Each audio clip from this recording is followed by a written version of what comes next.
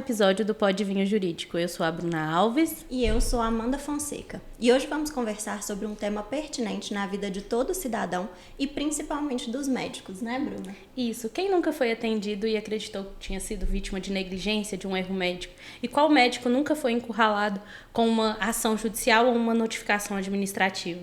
Pois é. Hoje vamos abordar diversos temas sobre o direito do médico com o Dr. Ricardo Cavalcante, especialista em direito médico. Ricardo, boa noite, é um prazer te receber aqui no Pode Vinho. Boa noite, é um prazer estar aqui com vocês, viu? O prazer é nosso. Iniciando, Ricardo, a gente viu, antes de adentrar aí na sua carreira profissional da advocacia, a gente viu que você também pratica jiu-jitsu.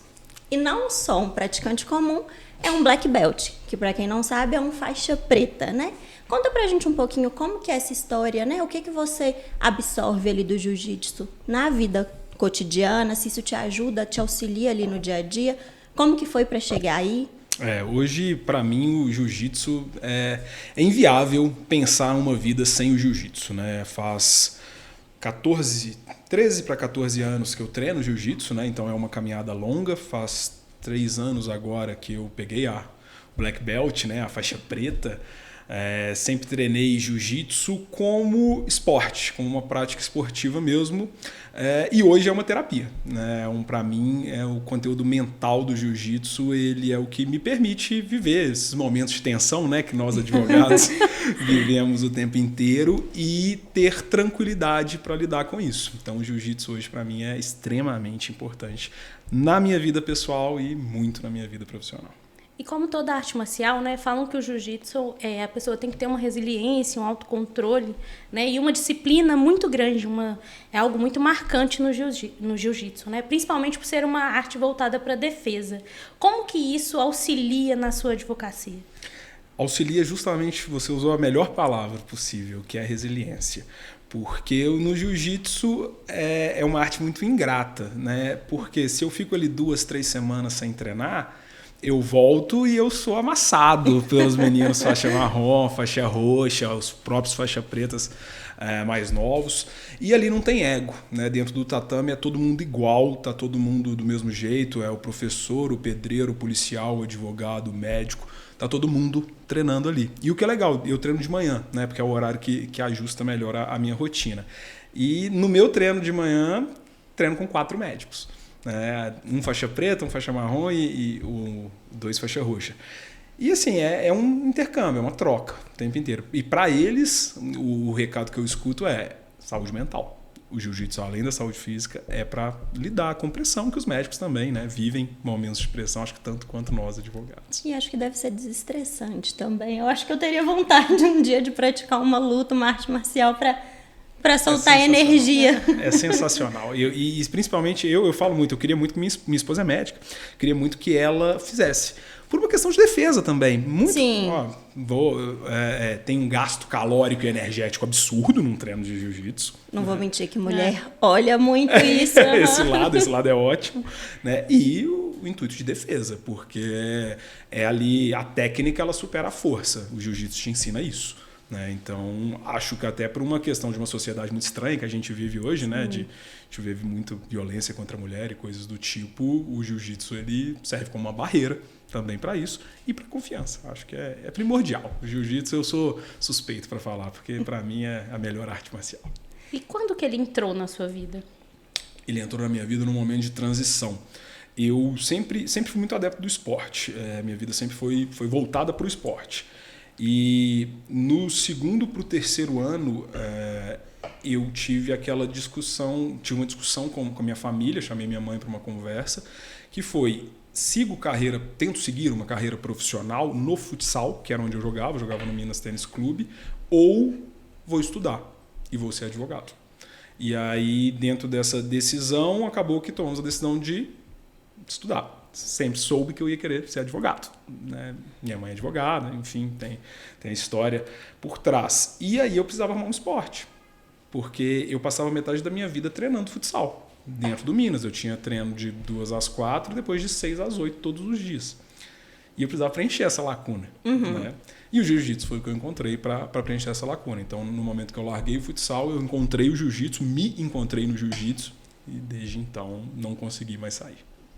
Interessante. E olha que futsal é marcante também. Provavelmente foi uma decisão difícil também na época. Foi muito difícil. A gente estava vivendo um momento que ela precisava ser tomada, porque eu tinha uma ideia de uma carreira de futsal muito curta, né? Uhum. E até olhando pelo aspecto financeiro da coisa mesmo, não era uma carreira que gerava muitos ganhos. Muitos ganhos, não gerava. Então eu tinha do outro lado minha mãe, com um escritório de advocacia dela, né? E uma oportunidade de seguir algo que me brilhava os olhos também. Então, foi uma decisão muito, mas muito difícil, mas acho que eu tomei a decisão certa. Graças a Deus. E vamos lá. Falando um pouco até dessa questão, igual você comentou aí, que já tem 3 anos que você tá com a Black Belt, a faixa preta. Você já pensou em algum momento desistir do jiu-jitsu? Por que eu falo isso? Porque a gente vê que não tem um padrão, né? Pelo que a gente vê por fora, nunca pratiquei, mas você tem que merecer ali aquela ascensão, aquele posicionamento superior que vai graduando ali de faixa em faixa, é de acordo com o mestre, né? Acho que geralmente é de acordo com o mestre. Então, em nenhum momento você falou, não, cansei, tô precisando, até para ajudar com essa resiliência fora, né? Já, óbvio que acho que quem falar que nunca passou na cabeça, né, um momento de desistência vai estar mentindo. Já passou, mas eu sempre coloquei na balança. Eu acho que o jiu-jitsu ele me trazia muito mais benefício do que vontade de desistir, né? E eu acho assim, até é uma pergunta que é feita normalmente, né, que se foi tão difícil assim pegar a faixa preta. Uhum. E eu escutei uma vez um faixa preta famoso falando disso e ele falou, cara, a faixa mais difícil não é a preta, é a branca, porque começar é o mais difícil. Tá? Iniciar é o mais difícil. Uma vez que você inicia, você quebrou uma barreira que 90%, 95% das pessoas não quebrou, né? E você quebrou essa barreira, você iniciou lá. Então, depois disso, acho que a coisa fica mais fácil, sabe? E aí vai criando uma paixão, vai criando uma vontade tão grande de chegar e a faixa preta é um novo início. Depois que você pega a faixa preta, pelo menos para mim... Tem várias ainda. E você vê que, na verdade, ali você galgou um novo caminho, né? E aí tem graus na faixa preta, e tem as faixas corais, tem todo um caminho a percorrer ainda. E eu estou no primeiro passo desse caminho. E qualquer atividade, né? A Amanda inventou de correr esse final de semana. Gente, eu tô assim, andando aqui no escritório. Na verdade, eu peço às pessoas para pegar as coisas para mim, porque não tem condição. A dor que eu estou sentindo. Eu imagino. Que ia iniciar. Que eu tava assim, parada. Depois do Arthur, eu não fiz nada, literalmente nada. Aí agora... Exato. Aí, eu tá vendo? Trouxe mais uma pra skin corredora. Mas eu acho que é exatamente isso, é o sair da inércia. Eu sempre pratiquei muita atividade física. E eu fico pulando ali, eu vario. Eu fico na musculação, vou pro crossfit, agora corro. Só que quando eu paro ali um pouco, ainda que por pouco tempo, que eu não fico ali um período tão extenso parada... Ingrato, né? É muito ingrato. Você volta e você fala, por que Deus? Por que eu decidi parar e por que eu tô resolvendo voltar? Porque o sofrimento é assim. É o que a Bruna falou comigo ontem. Amanda, eu tô muito dolorida, você não tá dolorida? Eu falei, um pouquinho, lá. Então, não, e eu andando aqui igual um pato no escritório, assim. Vem de salto todo dia, ontem eu vim com a rasteirinha e é isso aí. Eu amo correr também. Isso é uma questão. Tá vendo? É muito bom, é muito legal. E é o que eu falei, é um momento de desestressar. Eu tive muito a fase, eu amo musculação, amo academia, mas eu tô num momento que eu larguei, faço outras atividades, corro e faço crossfit. Mas um dos motivos que me fez decidir sair da musculação, entre aspas, foi exatamente porque era um momento que eu não conseguia me desligar do trabalho. Então, se eu tô no crossfit ou se eu tô correndo em uma corrida, coisas desse tipo, eu não tenho tempo, eu não consigo... pegar no meu celular para discutir nada de trabalho, eu não consigo mandar uma mensagem para a Bruna na hora para a gente falar de trabalho. Então, assim, foi o momento que eu vi a fuga de escape. Falei, não, aquela 1 hora que eu tô ali, meu celular eu nem lembro que existe. É sua, né? É minha. Então, exato. É 100% saúde mental, porque é a fuga de escape que a gente tem, porque a gente também não para. Então, às vezes a gente sai daqui, ainda a gente tem a vantagem, ou às vezes até a desvantagem, entre aspas, de ser muito próxima. Então, a gente fica 24 horas por dia conversando. Então, semana. Se a gente está conversando, sempre estou de trabalho. Sempre. Então, é aquele momento ali que a gente desestressa. E agora ela também vai entrar nessa aí. Vai virar adepta. Vou tentar. Ela falou que na próxima vai pro 10, né? Não pode, tem que me ajudar. Não, eu vou no 5 ainda, tá vendo? Ó, tá registrado. A próxima, se a Bruna não for, todo mundo cobra dela. Eu sou testemunha nessa também. Voltando, né, para a questão do jiu-jitsu, na prática, você já utilizou algum ensinamento do tatame em audiência, em negociação? Como que você lida com essas situações, utilizando os ensinamentos do jiu-jitsu dentro da advocacia? Eu acho que sim, mas na maioria das vezes até de uma maneira inconsciente, né, que é a tranquilidade. Acho que sim, só quem já teve alguém muito mais forte, de muito mais tempo no jiu-jitsu, apertando o seu pescoço, sabe o desespero que é ali. E que isso nos leva a ter uma calma maior nas situações da vida, porque não tem ninguém ali apertando seu pescoço, né? É uma situação mais tranquila. Então, acho que essa tranquilidade de saber lidar com situação adversa é um ensinamento prático do jiu-jitsu para a vida, né? Então, uma vez que eu estou num treino, eu treino hoje com um mestre que o nome dele é Eric Vanderlei, ele foi o primeiro campeão mundial de jiu-jitsu mineiro, e o cara é um monstro, né? E assim, quando eu treino com ele, eu vejo o que é desespero. E aí eu coloco as coisas na balança. E então, uso isso para fins de tranquilidade, estratégia de negociação, sempre mostrar que eu estou tranquilo, né? Que eu acho que isso leva tranquilidade para o meu cliente. Que não é uma briga, né? Que não é uma briga. Um autocontrole, né? Porque às vezes você tá tranquilo, você desestabiliza o Exato. outro. Que ele tá nervoso, ele fala, não é possível que ele tá tranquilo dentro dessa situação. Exatamente. E transfiro essa confiança para o meu cliente, né? E aí acaba que isso é um lado excelente do jiu-jitsu. Esse autocontrole, exatamente. Esse autocontrole faz muita diferença no nosso dia a dia, né? Bacana. E falando do direito médico em si, é uma área muito específica, e principalmente quando a gente fala do direito do profissional da saúde em si. Eu acho que nem tem nas grades das faculdades, na UFMG pelo menos, quando a gente formou, era optativa, não tinha matéria. O que trilhou seu caminho até essa área tão específica, o porquê do direito médico, como que foi? Desde os estudos até essa especialização mesmo. Tá, como eu falei com vocês, eu tenho minha mãe, né, que ela é advogada, e ela iniciou nessa área na década de 90. Então, eu estava nascendo e ela iniciando advogando para médicos. E quando eu entrei na faculdade, também não existia essa matéria. Eu dei sorte de ter uma professora de direito civil que atuava nessa área, não somente nessa área, mas atuava também nessa área. Ela tinha um foco de dedicação a essa área. E desde o primeiro período da faculdade, eu comecei a trabalhar no escritório da minha mãe, né? Era um escritório pequeno na época, era um escritório familiar, e eu tive a oportunidade de fazer de tudo um pouco dentro do escritório, né? Então, fui estagiário, fui financeiro, fui comercial, fui tudo, percorri todo esse caminho. Então, como que eu cheguei no direito médico? Na verdade, eu fui colocado dentro do direito médico, porque o escritório já tinha esse foco e já direcionava a atuação específica para isso. Por quê? Porque a minha mãe tem uma formação na área da saúde anterior. Ela tem uma formação em enfermagem e ela começou a perceber isso na década de 90, que já estava havendo um aumento na judicialização da saúde, já estava havendo um aumento nos processos contra os profissionais da área da saúde, especialmente os médicos, e aí ela direcionou a atuação. E quando eu entrei no escritório, a gente direcionou cada vez mais a atuação. Então, um escritório que antes tinha um foco em direito médico, mas atuava com outras coisas, hoje tem um foco só e tão somente em direito do médico, né? Como você bem disse. Então, a gente tem o foco na defesa do médico.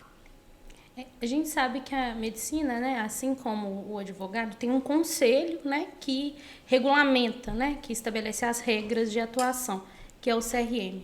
Como que funciona a sua atuação na prática? Ela é mais administrativa, é mais consultivo, mais contencioso? É que ele tira dúvidas ali do dia a dia, você recebe ligação de médico te perguntando o que eu tenho que fazer? Então, é de tudo um pouco, né? Hoje o escritório ele tem uma estrutura dividida basicamente nessas 3 grandes equipes que você mencionou. O contencioso, que atua com os processos judiciais, né, do médico. O que a gente chama de time ético, que é o que atua nos CRMs, nos processos administrativos e de vigilância sanitária. e o consultivo, que é a equipe responsável pelo tira dúvidas, elaboração de contrato, elaboração de termo de consentimento, toda essa questão. Então o escritório hoje atua em todas essas áreas. Tá? Mas se você me perguntar qual área que eu mais gosto de atuar, é CRM. Eu tenho uma paixão grande pelo processo administrativo e é uma paixão que ela vem muito por conta do que eu vejo os médicos valorizando. Hoje eu tenho um perfil de médico no escritório que ele teme mais um processo ético profissional, que é o processo que a gente chama no âmbito do CRM, do que um processo judicial. Porque muitas vezes ele tem seguro, muitas vezes já tem um capital próprio significativo e a gente sabe que as condenações no âmbito do direito médico eles não atingem patamares assim, tanto acontece quanto nos Estados Unidos, né? Que a gente vê condenações de 30 milhões, de 18 milhões. Isso não acontece aqui no Brasil. Né? Então a gente tem uma média de condenação de 50, 80 mil reais. Então os médicos eles temem mais aquilo que eles têm medo de perder, o CRM. De ter uma censura pública, né? Ver o nome publicado como penalizado pelo conselho. Então, hoje, atuo com consultivo, atuo com contencioso, mas a minha grande paixão é o conselho. Gosto de atuar no conselho.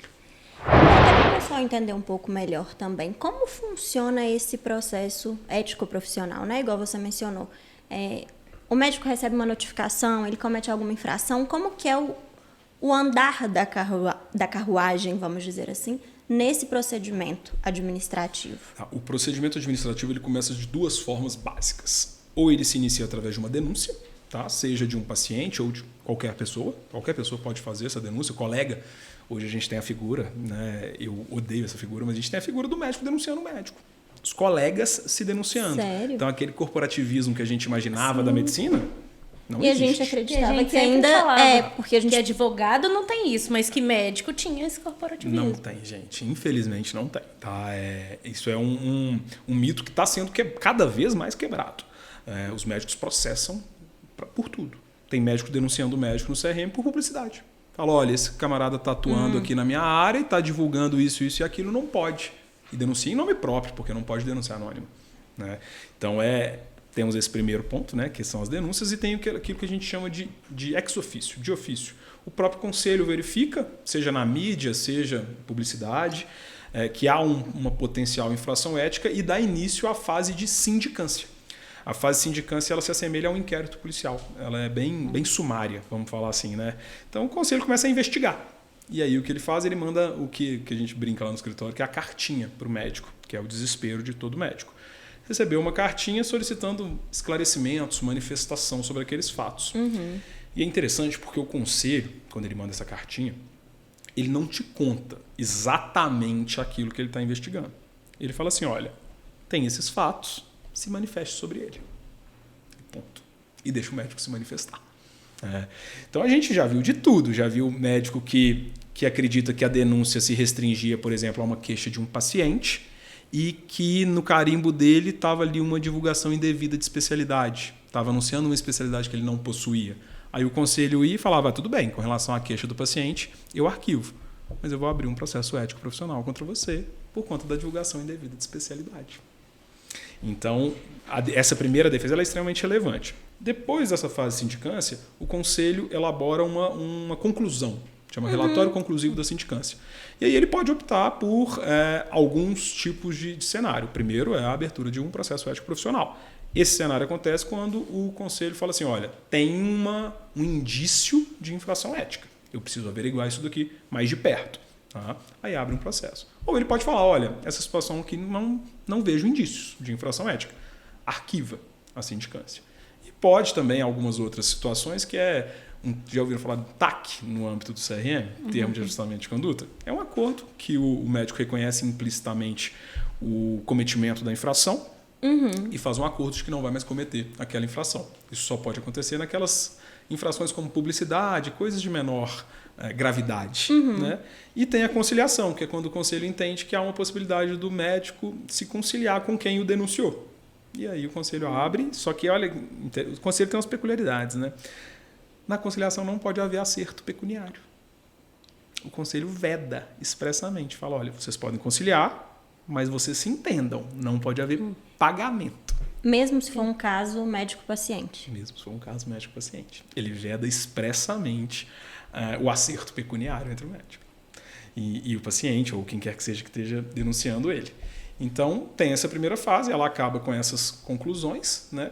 E aí, se abrir um processo ético profissional, a gente tem um processo bem semelhante a um processo penal, né? É um processo em que você vai apresentar uma defesa prévia, você pode ouvir testemunhas, vai ter uma audiência de instrução em que todo mundo vai ser ouvido, e depois, ao final, a gente tem uma sessão de julgamento. É até interessante, a primeira vez que eu fiz uma sessão de julgamento, ela é bem marcante. Então, todos os conselheiros do CRM, todos médicos, de toga, né? E numa plenária, assim, normalmente até 21 conselheiros presentes, e o médico julgado ali naquela situação. Ela é bem... Cena de filme. Cena de filme. Ela lembra muito filme americano. Aqueles filmes que a gente vê, aqueles tribunais de júri, aqueles filmes bem espalhafatosos. Mas é muito interessante essa sessão. E aí o que eu mais vejo que é interessante é que o advogado ele tem que saber muito se portar nesse tipo de situação. Porque ele não está falando com quem conhece o direito ali. Ele está falando com médicos. Então, como que eu explico uma prescrição, um conceito de reincidência para um médico? Não adianta eu chegar lá e falar um monte de juridiquice para eles. E é a tendência, porque assim, é enraizado na advocacia que o que vale é o juridiquês complicado, que o que vale são as palavras difíceis, que o seu conhecimento ele é demonstrado com base no quão difícil você consegue se expressar. E a gente vê aqui o tanto que isso é ultrapassado. Ultrapassadíssimo. E a gente vê que cada vez não funciona. Se você quer colocar latim nas suas peças, poxa, não sei, né? Mas lá no escritório eu não permito. Calil, não tem? Não permito. Porque, gente, não funciona. Você vai criando ali um distanciamento com o seu cliente, um distanciamento no meu caso, com o conselho. Eles não têm entendimento daquilo.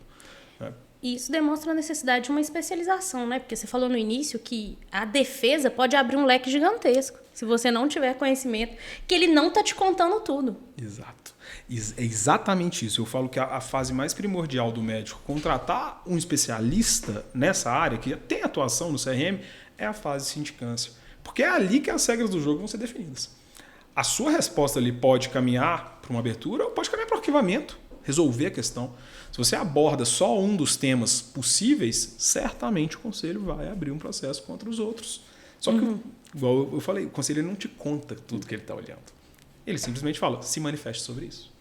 Então, essa necessidade de especialização, de entendimento de todas as normas, e é todo um compêndio de normas diferente de tudo, né? Diferente de tudo que eu já tinha visto, que eu vejo na faculdade, né? Quando a gente começa a se deparar com as resoluções do conselho, que mudam o tempo inteiro, você tem que ter esse conhecimento para ter esse nível de atuação, né? E é o que é cobrado pelo conselho. Muitas vezes, esqueça Código Civil, esqueça Código Penal, a gente vai aplicar aqui uma resolução do conselho. E ponto. Mas eu até falei isso no último episódio, a gente estava conversando com um advogado criminalista e a gente tocou nesse ponto em específico. Tanto que o fato do profissional ser capacitado, especialista naquele tema em específico, faz diferença. E a gente usou até esse limiar do penal com o civil, que a pessoa que transita entre essas duas áreas, em alguma ela vai deixar faltar, porque ela pode entender, mas a excelência ela é muito difícil, porque são áreas completamente distintas, que é o que eu acredito que também aconteça na questão do direito médico, porque aí entra as resoluções, atualização. Claro, sempre tem ali alguém que eu vou estudar isso ali, eu peguei um caso assim, vou me dedicar, mas essa continuidade ela precisa de uma atenção mais clara. É exatamente isso. O que eu mais vejo acontecer, né, quando é um advogado que tem essa atuação geral e ele vai para o CRM especificamente, ele tem uma visão muito segmentada, né? Às vezes ele pegou, por exemplo, peguei a resolução de publicidade, estudei essa resolução e pronto. Mas ele não viu a resolução de responsabilidade técnica, a resolução que determina algumas regras para cursos, né, que todas elas impactam no âmbito da publicidade. Então ele vai ter aquela visão segmentada, mas o que está em volta ele não vai conseguir atuar, né? Então essa necessidade de especialização e dedicação, acho que cada vez mais o direito vem mostrando isso em todas as áreas, né? Não só na minha área, a minha área também, mas o direito ele vai criando essa necessidade de especialização em todo mundo. E tem alguma infração que você considera mais recorrente? Tem. Hoje a gente recebe lá no escritório de 3 a 5 novas sindicâncias de publicidade médica irregular por semana. Então é algo que o Conselho está vendo muito.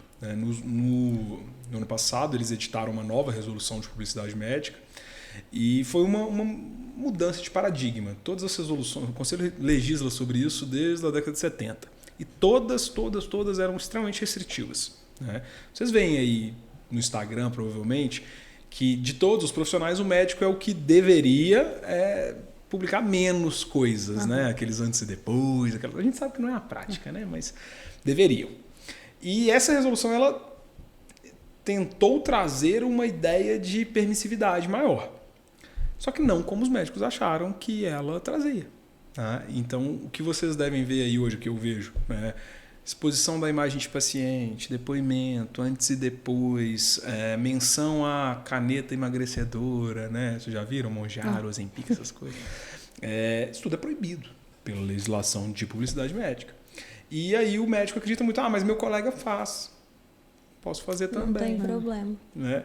Só que não é a realidade. Por quê? Porque uma peculiaridade dos processos de CRM é que são todos sigilosos. Todos. Você não consegue acessar. Quero ver quantos processos o meu médico tem. Não consegue. Você não vai conseguir ter essa informação. Você só consegue acessar as penas que são públicas. Então, eu tenho 5 penas no âmbito do Conselho. Advertência confidencial em aviso reservado. Ninguém fica sabendo. Continua tudo sigiloso. Censura confidencial em aviso reservado. Também sigilosa. Eu brinco que é um puxão de orelha um pouquinho mais forte. E aí eu passo para as públicas. Censura pública em publicação oficial, isso vai para o jornal do CRM, vai para o diário oficial, vai para o site do CRM do local que esse médico atua. Suspensão por até 30 dias. Eu tenho 30 penas possíveis, né? Porque é até 30 dias, então pode ser suspensão de 1 dia até 30. Que acontece as mesmas coisas do anterior, então publica também. E a última, que tem uma discussão que se ela é constitucional ou não, que é a cassação do exercício profissional, cassação do registro do médico. Então, com essas penalidades, sendo assim essas duas mais sigilosas, o médico, ele, principalmente na área da publicidade, ele tende a esticar a corda e ver ali até onde que vai dar. Sim. Né? E aí o que eu mais vejo respondendo a sua pergunta, hoje é publicidade médica. Tá? É infração vinculada à publicidade médica. E fazendo até um paralelo com a OAB em si também, que o advogado ele também é vedado, mesmo tendo uma flexibilização maior nos dias atuais, ele também é vedado de ter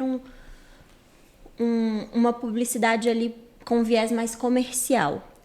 O do médico também entra nesse âmbito ou não? É a questão mais da confidencialidade do paciente, das imagens, porque eu penso assim, o médico ele pode vender na internet? Pois é, hoje em dia pode vender. Mas essa ideia do sensacionalismo, da autopromoção, do caráter mercantil da medicina, isso é completamente proibido. Tá? Essa resolução, por isso que eu digo que ela mudou um paradigma, ela trouxe a permissão do médico poder divulgar para angariar a clientela. Isso era proibido na resolução passada. Ou seja, o médico não podia vender o seu serviço na internet. Né? Hoje o médico pode. Hoje o médico pode anunciar o valor da consulta. Completamente proibido anteriormente. Hoje o médico pode anunciar promoção, desconto. Olha, semana de inauguração, a consulta era 2.000, vai passar para 1.500. Então, assim, hoje o médico tem essa possibilidade. Só que o efeito colateral dessa resolução mais permissiva foi o Conselho ficar mais rigoroso. Né? O Conselho falou, olha, agora eu estou te dando uma resolução que te permite mais. Então eu vou te fiscalizar mais. Uma pegadinha, né? Exato. Eu brinco que o Conselho dá com uma mão e tira com a outra. Sempre. 100% das vezes. Tá? O Conselho hoje ele tem uma comissão, chama Comissão de Divulgação de Assuntos Médicos. Ela fica por conta de orientar os médicos, era o que ela deveria ter como função principal, e fiscalizar. Então eu tenho o Conselho fiscalizando de ofício, né, por si próprio, através de inteligência artificial, através de funcionários do próprio Conselho, que ficam monitorando as redes sociais dos médicos para justamente abrir sindicâncias e processos éticos contra eles. E existe alguma forma de prevenção? O que você sugere aos seus clientes, né, na atuação consultiva? Eu amo essa palavra que você falou, tá? Prevenção. A minha atuação, ela é preventiva. Tá? Então, a gente tem o nosso modelo de negócio padrão ouro dentro do escritório, é o preventivo. É analisar o que o cliente quer, onde o cliente quer chegar, qual é o apetite de risco desse cliente, porque Sim. tem cliente que quer se expor, está disposto, né? E está disposto a, olha, vou receber a primeira condenação do conselho, vou receber a primeira carta do conselho, depois que eu receber eu paro. Tem cliente que chega me falando isso. Né? E aí é eu desenhar uma estratégia específica para esse cliente, pensando muito no preventivo. Então hoje um produto que a gente tem no escritório é ter uma equipe direcionada a fazer reunião com a equipe de marketing dos médicos. Porque aí o marketing vai dar ideia, né? Os marketings são extremamente criativos, né? Tem ali 1 milhão de ideias e a gente vai falar, olha, essa ideia dá para fazer desse jeito, desse outro jeito não dá. Desse outro jeito tem risco. Qual é o risco? Risco médio, risco alto, risco baixo. Então, prevenção é justamente criar um modelo de estratégia para esse cliente, especificamente, entendendo qual que é a peculiaridade dele. A gente passa muito por isso, tanto na nossa publicidade em si também, mas com outra atuação do terceiro setor que a gente tem muito aqui, que é de proteção veicular, associação. Então, a gente também tenta ali uma prevenção, principalmente com o marketing, que é essa mesma pegada. Olha, isso dá para fazer, mas isso aqui não dá. Vamos segurar nesse post, nessa publicação, porque realmente tem coisa que a gente vê ali que não dá para ir para jogo, a gente precisa segurar. Mas, falando pelo viés pessoal, qual que seria a sua opinião sobre esse controle da publicidade? Pois eu acho que tem que existir. Por que eu acho que tem que existir? Porque a medicina ela não é uma área comercial normal. Né? Eu até falo que a gente, na faculdade, a gente aprende sobre os bens jurídicos. Né? E eu entendo que a medicina ela lida com os dois maiores, que isso é a minha opinião pessoal, né? Que é a vida e a saúde. Sim, claro. E isso não pode ser colocado na mesma prateleira de um serviço normal ou de um produto normal. Então eu acho que tem que existir uma regulamentação. Só que essa regulamentação, a regulamentação que a gente tem a nível legal no Brasil, ela é de 1942. É um decreto-lei. Tá? Ou seja, é algo extremamente defasado. Como algumas legislações, né, que a gente tem no Brasil.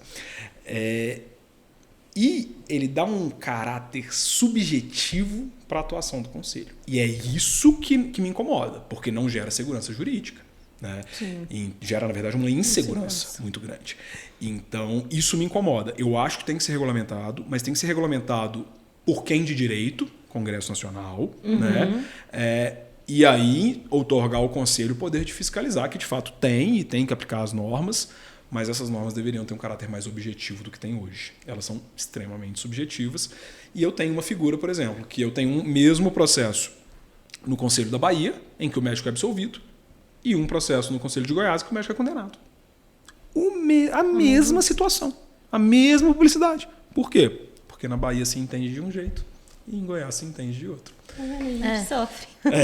Advogado... Vai explicar para o cliente isso. Vai, porque é exatamente isso que você disse. O cliente chega para mim e fala, não, mas o doutor tal, que é cliente de vocês, também foi absolvido.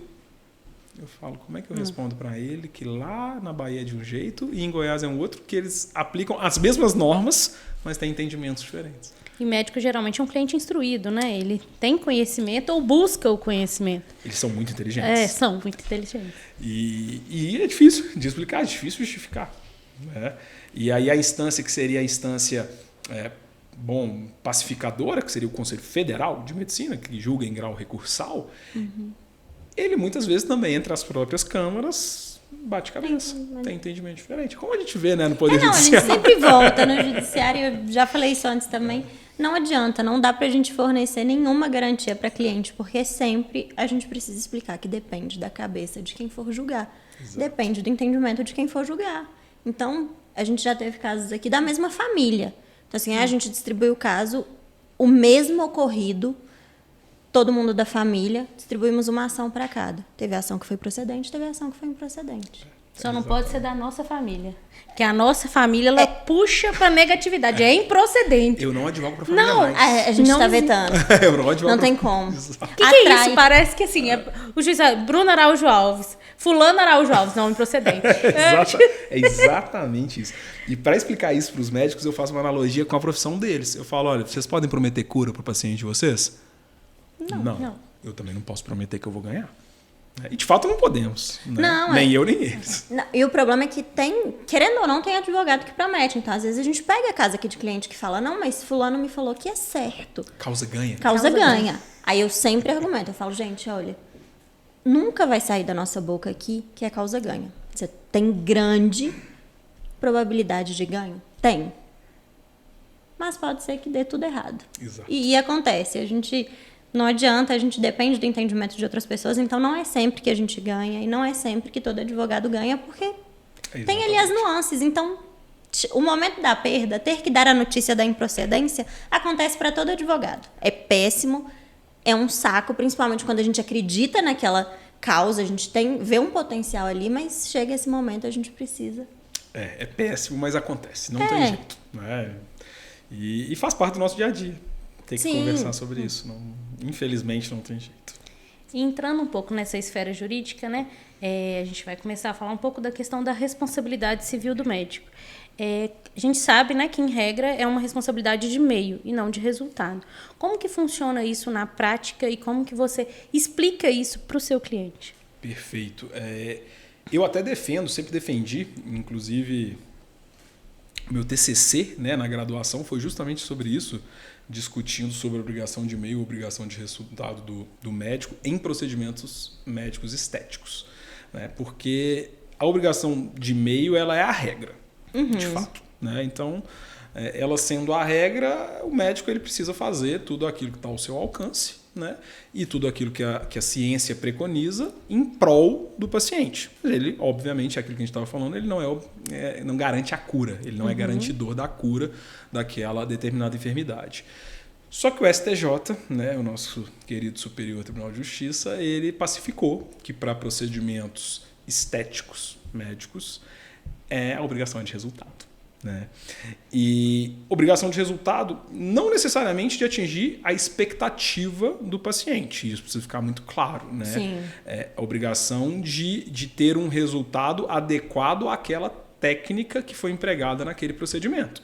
Né? Então, isso é algo que a gente vê muito, porque muitas vezes os processos nessa área estética eles são vinculados a uma expectativa irreal do paciente. Né? O paciente que o exemplo clássico, né? A paciente, senhora de 60 anos, que queria ficar com o rosto de uma menina de 30, 40. É real. Só que também cabe ao médico evidenciar essa irrealidade e não gerar essa expectativa. Sim. Né? Como que eu explico isso, né, para o médico? Primeiro, na obrigação de meio, eu deixo claro para ele. Né? E a gente tem, falando um pouquinho de juridiquês, né? O ônus da prova é do paciente, ele que tem que provar que houve um erro. Né? E na obrigação de resultado, inverte-se. Né? E aí o médico tem que provar que adotou tudo da maneira adequada e torna o processo para a gente um pouco mais complicado. E eu faço essa analogia para o próprio médico. Falo, olha, na obrigação de resultado, vocês que atuam com estética, a gente tem que trabalhar muito forte no preventivo, no termo de consentimento, mostrar que houve uma tentativa de alinhamento de expectativa, né? Para justamente a gente não precisar chegar no momento de um processo e ficar sob um julgo sobre uma decisão de um perito, como regra. Né? Porque a gente sabe que o processo que discute o que se convencionou chamar de erro médico, eu sou completamente contra essa expressão. Então, o CNJ até mudou agora, não sei se vocês chegaram a ver isso, o CNJ mudou a classificação dos processos que trabalham sobre discussão sobre o ato médico. Antigamente era erro médico. Hoje em dia o CNJ cortou e colocou ato profissional, discussão sobre ato médico. Isso para a gente foi uma pequena vitória, sabe? Porque o erro ele já carregava uma negatividade. Exato. Já parecia que tinha tido um erro mesmo, né? E o que a gente defende é que não é bem assim. Então, com relação a explicar para o médico, é sempre muito complicado porque a gente tem que entrar no juridiquês. né? A gente tem que entrar nessa questão de, olha, obrigação de e-mail é de fato a sua atuação normal, mas a de resultado você precisa provar que você utilizou a técnica adequada, que você informou adequadamente ao paciente, né? E é isso que vai, lá na frente, se for necessário ter um processo judicial, uma perícia e uma sentença, vai contribuir para que a gente tenha mais chances de êxito, né? Sem falar em causa-ganha, porque isso é complicado. Vimos que não dá. Né? E quando essa questão envolve hospitais privados, hospitais públicos, essa lógica muda um pouco? A sua atuação muda ali um pouco? Tem alguma diferença? Quando a gente tem um tema, né, do STF, que é um tema 940 do STF, quando o médico está atuando em hospitais públicos, no serviço público de saúde, entende-se não só o médico, mas o agente público de uma maneira geral. Ele não pode ser processado diretamente pelo paciente. Então, a gente tem conseguido, com uma frequência interessante, a exclusão dos médicos do polo passivo. Então, quando o médico está atuando no SUS, mesmo em hospital privado, mas o serviço é do SUS, né? Então aquele atendimento específico aconteceu pelo SUS, mesmo sendo um hospital privado, o médico ele é excluído do processo, ele não responde, ele é ilegítimo passivamente para responder aquele processo. Então a gente tem conseguido já excluir em fase de saneamento o médico desse tipo de processo. Então a responsabilidade a gente entra, quando a gente vai falar em hospital, clínica, né, pessoa jurídica de maneira geral, a gente entra naquela questão da responsabilidade objetiva. Né? Só que a gente fala no direito que quando ela está vinculada a um ato médico, que é uma responsabilidade objetiva condicionada à subjetiva, porque você precisa comprovar a culpa, né, imperícia, imprudência e negligência do médico para que você tenha a responsabilização também do hospital, clínica ou pessoa jurídica envolvida. Bacana. E houve um aumento das demandas na área de saúde nos últimos tempos? Principalmente com essa questão da internet, né? Que é um mercado livre de ideias. Exato. Né? Acho que já estava vindo um aumento significativo, salvo engano, de 2002 para 2010. Houve um aumento de 500 e pouco % de processos que envolvem judicialização da saúde. E com a pandemia houve um aceleramento, um boom de processos. Aumentou muito, muito. Eu não tenho um número estatístico para falar com vocês, mas eu sinto esse aumento no escritório. Né? Então eu tinha lá, vamos colocar, 5 novas ações por mês de processos que envolviam ato médico. Hoje eu tenho 5 novas ações por semana de processos que envolvem ato médico. Então, muita diferença. A diferença aumentou muito, tanto no âmbito do CRM quanto no âmbito da Justiça, do Poder Judiciário. E aí, entrando no Judiciário em si, quando tem uma ação que envolva ali o ato profissional, né? Não vou falar ali do erro, já mudamos ali o ato profissional.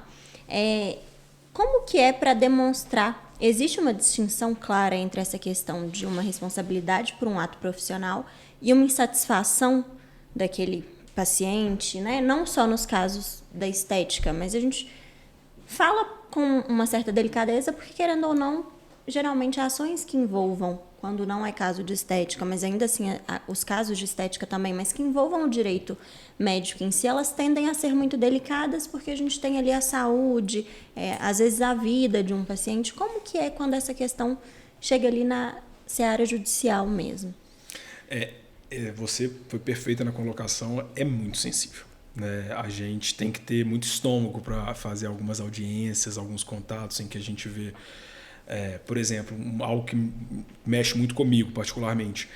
A gente atua muito e a área mais processada da medicina é ginecologia e obstetrícia. Né? Parto. Então, muitas vezes a gente lida ali com o óbito de um feto ou de uma criança neonatal, né? Acabou de nascer e teve uma complicação e acaba falecendo. Então é bem complicado lidar com isso. Só que é o que eu falo, o processo na maioria das vezes ele vai ser decidido na perícia.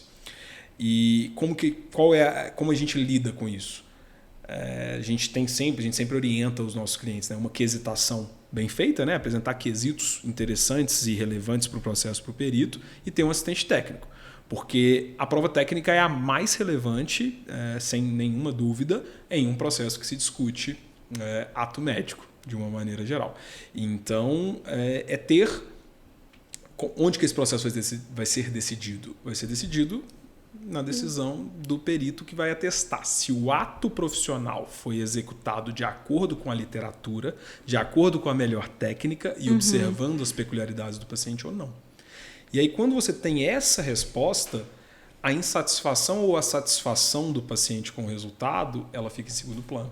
Porque você evidencia que não houve culpa do médico, que não houve erro de conduta, que seria o grande caracterizador, né, do dever de indenizar. Então, quando há essa resposta, não, olha, o médico atuou dentro daquilo que previa a literatura, o procedimento foi bem indicado, bem executado. Ali eu tenho a tranquilidade. Ali eu sei que a satisfação ou não do paciente entra no critério subjetivo e não no objetivo da técnica médica. Bacana. E por qual motivo o direito médico voltado para a defesa do médico? Foi muito um viés que a gente escolheu muito tempo atrás, porque a gente via que o CRM ele não é corporativista. Ele é um órgão, na verdade, punitivo. O CRM pune muito mais do que absolve o médico. Então também é algo disruptivo que a gente percebe. A gente imaginava, né? O conselho ele vai absolver mais. Não, ele condena mais. Os pacientes estão processando os médicos à torta e à direito. Aqui em Belo Horizonte, a gente tinha uma promotora de justiça que era extremamente rígida e processava médicos por homicídio doloso. Fazia denúncias falando que eram homicídios dolosos. Então, e aí a gente foi percebendo isso, que tinha muita gente contra os médicos. E a gente quis, na verdade, levantar uma bandeira de fato de defesa desses profissionais. A gente falou, olha, tem muita gente já contra. Vamos defender? Vamos proteger essas pessoas? Vamos, de fato, ser um escudo contra esse tipo de ataque que eles vêm sofrendo? E aí foi o que a gente escolheu fazer. Até por uma questão, hoje em dia, a gente vê de coerência. Né? Eu não sei se eu me sentiria bem de manhã defender o médico e à tarde processar. Né? Chegar no conselho acusando e na outra sessão defendendo. Então, acho que por uma questão de coerência naquilo que a gente acredita, a gente optou por levantar essa bandeira de defesa do médico. E você acha que tem alguma relação dos médicos que atuam em hospitais privados e hospitais públicos? Tem alguma diferenciação no sentido de o profissional da saúde que atua no hospital público, ele está mais suscetível a determinados problemas? Tem alguma falta de recurso que pode implicar em ações? Com absoluta certeza. Eu acredito muito no sistema, no SUS. Acredito que é um modelo extremamente bem desenhado, mas que, infelizmente, por uma série de fatores, né, que a gente está no Brasil, né, a gente não tem uma plena execução dele. Então, eu acho que sim, o médico que está no SUS, ele tem uma falta de recursos, uma escassez de recursos muito maior. Ele tem que ser muito mais cuidadoso com o registro das condutas dele. Porque se a gente está falando de um paciente particular, de um hospital privado, eu tenho uma facilidade muito grande de mandar fazer uma ultrassonografia, de fazer um raio-x, um exame complementar, de fazer uma transferência. No SUS, não. Né? Eventualmente, aquela transferência ou aquele exame complementar vai demorar ali 1 mês, 2 meses, 3 meses para que seja feito, seja efetivado. Então eu preciso ter esse registro. A gente teve um caso muito emblemático no escritório que o médico ele foi absolvido por conta de um detalhe super simples. No serviço, no hospital público que ele atendia, numa cidade do interior de Minas, não existia o serviço de diagnóstico por imagem aos finais de semana. Não existia. E aí, o que os médicos faziam? Por não existir, eles não registravam que estavam solicitando esse pedido. O diagnóstico. E aí esse médico era super cuidadoso.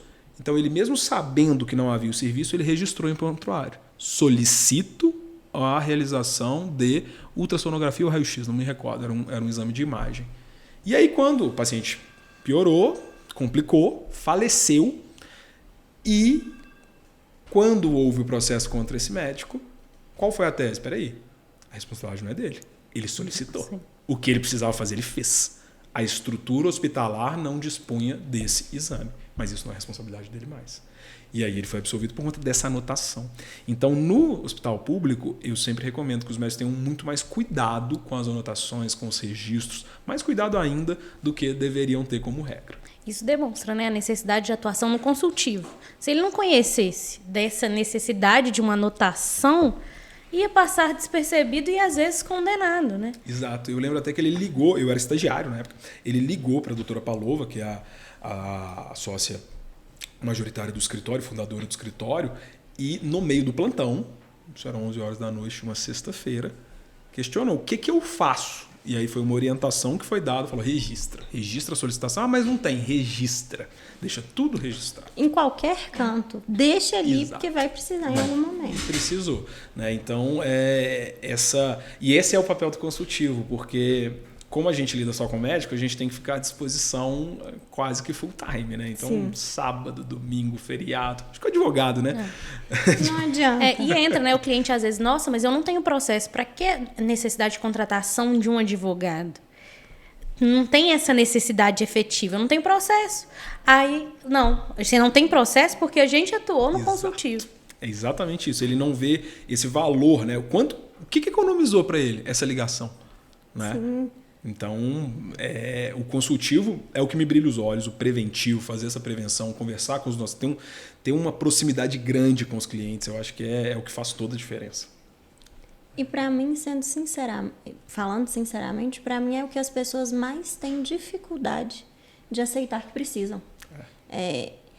A pessoa, para ela optar por um preventivo, um consultivo, ela tem que ter um tempo ali de carreira, de gestão, de empresa que seja, muito maior, porque não é algo que você prevê inicialmente. São raras as pessoas que pensam assim, o jurídico da minha empresa tem que ser vital para o funcionamento dela.